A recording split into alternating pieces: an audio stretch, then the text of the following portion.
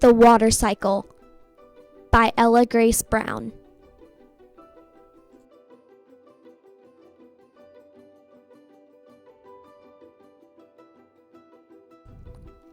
The water cycle plays an important role in our lives and the environment.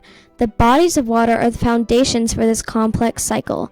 The oceans are the biggest bodies of water containing massive amounts of salt water. Humans and most animals cannot live on salt water. They must have fresh water to survive.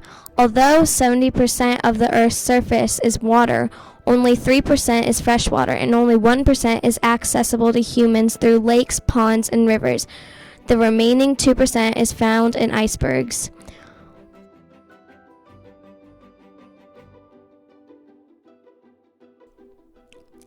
One part of the water cycle is evaporation.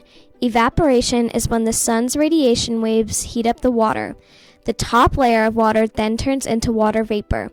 Evaporation can happen anywhere water is found. That means oceans, lakes, ponds, rivers, streams, and even puddles can be evaporated. However, evaporation causes water levels to go down.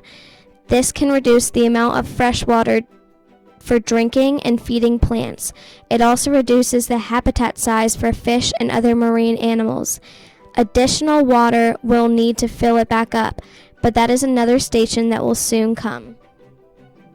During evaporation, the water vapor rises. As it heads up, it cools down and turns into small water droplets again. This process is called condensation. Condensation can occur in many places. Think about your mirror when you get out of a hot shower. That collection of water is condensation. When condensation occurs in the air, the water droplets form together and turn into clouds. When clouds cannot hold the water droplets anymore, they have to let it go. This leads us to the next part of the water cycle. Precipitation is the next station. Precipitation occurs when clouds become too dense and need to release their water. The most common form of precipitation is rain. However, depending on the temperature, wind, and other factors, precipitation can also occur as snow, sleet, or hail. Remember how evaporation takes the water away? Well, this is where it all comes back.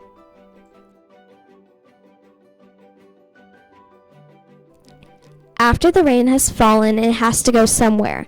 It does in a process called collection. Collection is the effect of runoff. Runoff is when water flows off of rocks and land. With the help of gravity, the water settles in the lowest land point, forming our oceans, lakes, and ponds. Tributaries are the small streams that feed into bigger streams of water.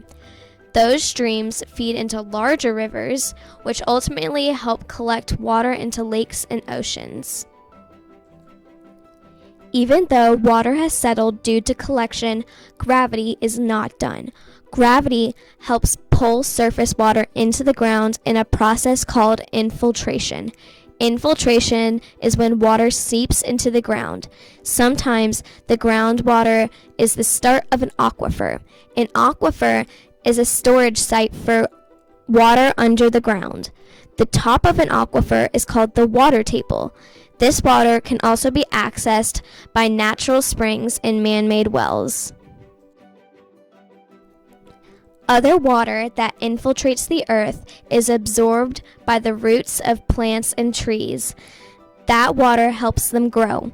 Some of that water is released through their leaves and evaporates in a process known as transpiration. Transpiration is like sweating for plants. The water cycle is vitally important to plants, animals, humans, and the entire earth. Humans use water in countless ways. We use it in our baths, pools, to water our lawns, to drink, and to feed the plants that will become our food, and trees to build houses.